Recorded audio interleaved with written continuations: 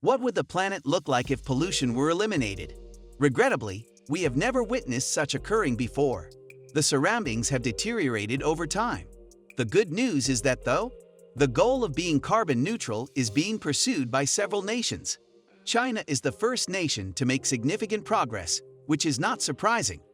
So what other energy source would China choose if it moves toward carbon neutrality? By 2060, China had set a goal to be carbon neutral.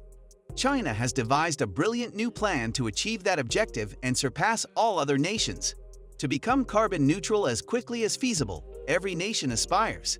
It's because the dangerous levels of carbon dioxide emissions in the atmosphere. As the need for energy grows, the emission will likely rise more in some of the next years. So, reaching carbon neutrality is a goal that everyone shares. Otherwise, skin and lung conditions would be quite prevalent, and the planet will be in abject condition. All countries, especially those with dense populations like China, are concerned about the rising energy demand brought on by a growing population. Everyone wants to be carbon neutral in order to save lives because pollution kills people in many nations. So what exactly is carbon neutrality? A balance between carbon dioxide emissions and absorption results in carbon neutrality. The environment becomes contaminated when emissions rise faster than our ability to absorb them. But this is the issue. We must reduce emissions in order to keep the ecosystem in balance, which calls for utilizing less carbon-containing materials. But we need another energy source for it. Other solutions abound, but they are generally very expensive, such as solar or wind energy. Yet it is expensive to build wind turbines and install solar panels. Coal and other fuels, though, make it much simpler. So, a lot of nations strive to be carbon neutral.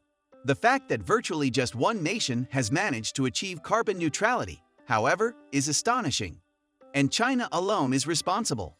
On the other hand, other nations just wish they were one. To manufacture electricity without emitting carbon dioxide, China has discovered a new method. Nevertheless, that comes before we do. One thing to keep in mind is that China runs solar and wind energy facilities as well. As a result of the abundance of hydroelectric dams and the availability of the materials needed to produce solar panels, China can produce these panels at a lower cost. China wants more, though. China must find new methods. So, China's energy supply won't be impacted by whatever going on in the future. What then will be the next source of energy that will change the way things have been done throughout history? Hydrogen. It will be the new energy source that significantly changes the way in which we consume energy. Since it will be able to replace all sources of fuel, the world will get closer to achieving carbon neutrality. Another first for humankind was achieved by China when it became the first country to successfully use hydrogen as a fuel.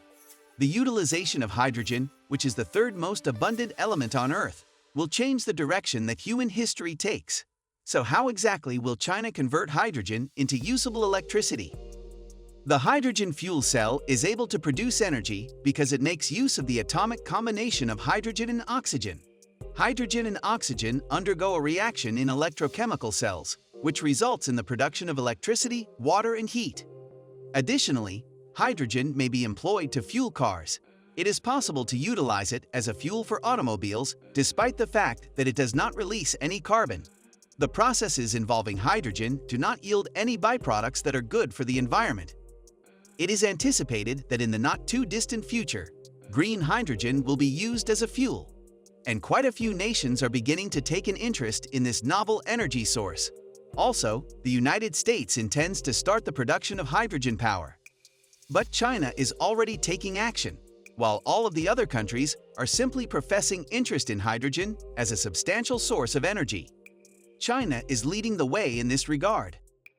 The number of hydrogen power plants that are operational in China is enormous, and the country is also in the process of constructing the largest hydrogen power plants ever built.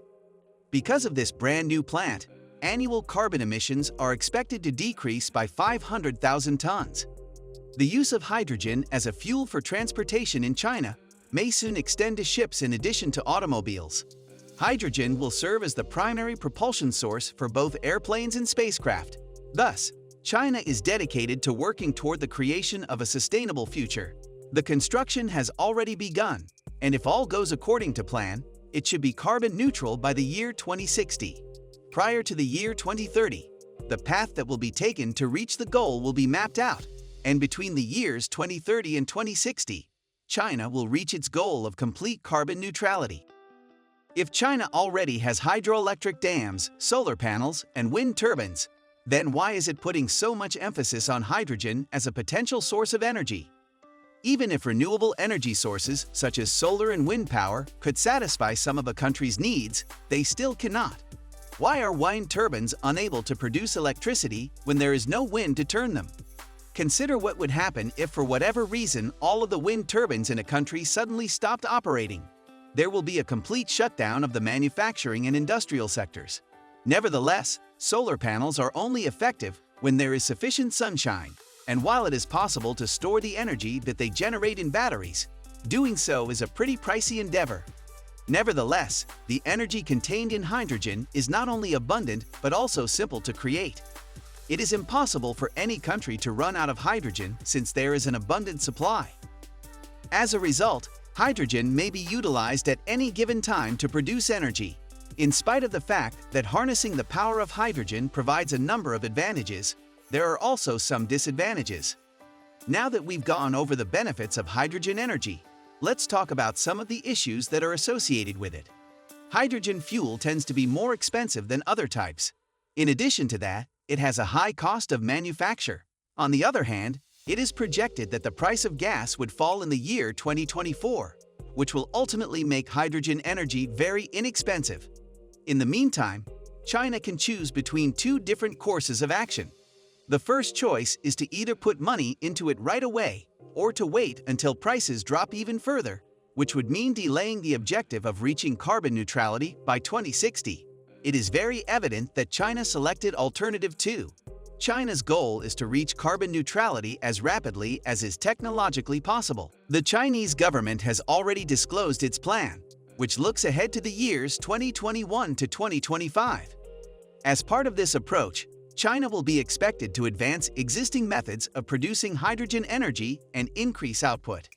If China is successful in further developing its technology, the cost of creating hydrogen energy will decrease, making it the most cost-effective form of energy. If this new plan is implemented, China will almost reach carbon neutrality. A few years ago, many people believed that solar energy will be the predominant kind of energy in the future. Yet, China has made progress and presented a new fuel since then.